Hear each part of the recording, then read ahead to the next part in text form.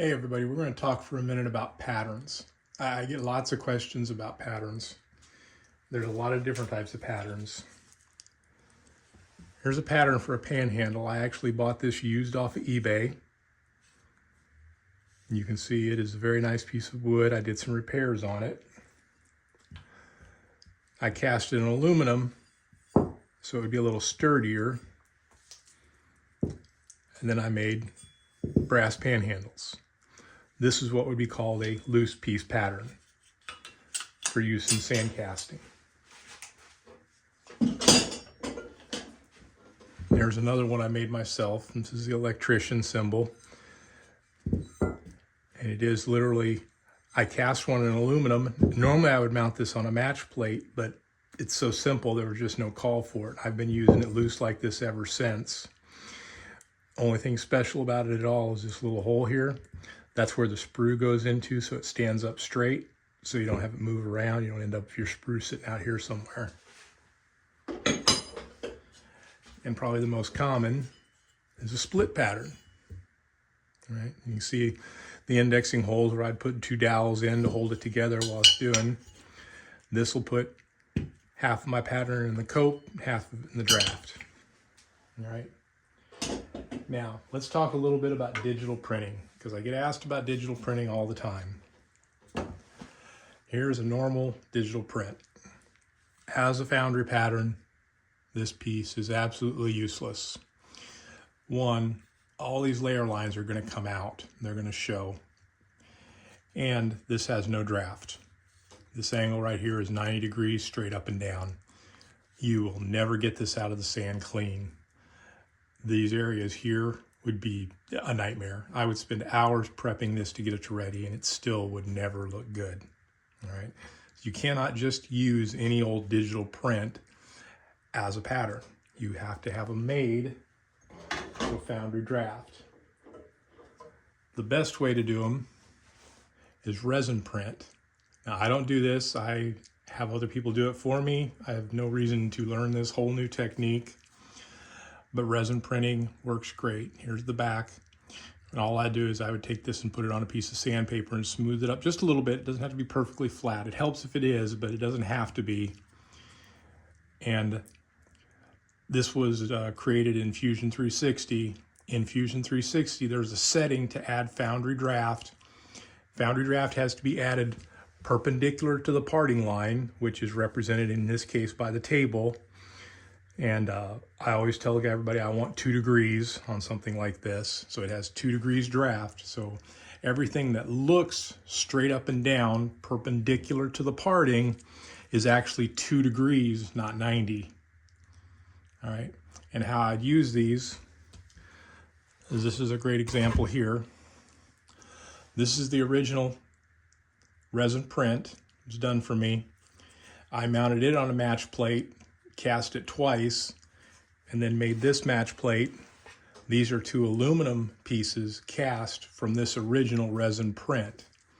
So now I can take this and lock it up somewhere safe to where if this gets damaged, I can go back to the master and make new ones. So I'll always have this pattern. Now, you guys know I love match plates. It's my favorite way to work. Several reasons. They're easy to work with. You know you can pull the pattern because you just pull from the edges. You don't have to worry about using weird techniques or drawing pins or anything like that. Match plate pops off. Almost all my work is flat back, so there's nothing on the back side. So you add your gates and runner system to where all you gotta do is ram your sand, pull the pattern out, do a blank cope, and you got a casting. Now, some other techniques that work but aren't the best. This is a 2-part resin cast from a Foundry pattern, and you can tell that because the angles, it has draft everywhere. None of these lines run perpendicular at a 90. The edge here is actually almost 5 degrees. So I could literally just lay this down, ram it up, and it would probably pop out clean, and I could use it as a pattern. Now, how are these made? These are made using a rubber mold. And here's one that I've done. All right. This would be a pattern, and this would be a mold. All right, so what I can do now is, this is actually plaster of Paris painted. I'll cast a 2-part resin in this, use that as a foundry pattern. It'll need a little love. I'll thin this up. This is way, way thicker than it needs to be for a metal part. I'll thin it probably by half, and then be able to cast these. This is a piece I've held out on, but somebody finally come to me that had a good enough story I was willing to do it. Another way that I do a lot of my patterns, this is a rubber stamp. This is literally a giant rubber stamp. And the technique that creates these automatically makes draft. Now the deal with these is they're strictly 2-dimensional. They just have a high and a low. So you go to your rubber stamp people, and I use Village Impressions, but other people can do it. But Village Impressions really know. They know how to make foundry patterns, so they're going to, when you say foundry pattern, they'll get it right. But you only get 2 dimensions. You get a high and a low. And all you have to do is you give them artwork that's black and white, not grayscale, black and white. This is real simpler to the old world lino cuts, or sometimes lithium cuts, or a wood cut. Same concept, same idea, only modernized. And what this works best for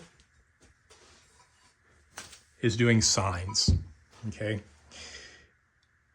Because you can do a lot of different texts. Some fonts work really well in the Foundry, others do not work well. Certain letters give you problems. A's are probably the worst. That little triangle in the middle is really hard to get to come out. But this allows you to use a lot of different fonts, whereas if you're doing traditional pattern making, it just will not work. But one thing to take away from this is you cannot just take any old digital print and make it or call it a foundry pattern. Because if it isn't designed to be a foundry pattern, it won't be a foundry pattern. You'll never get it out of the sand clean. Hope this helps somebody.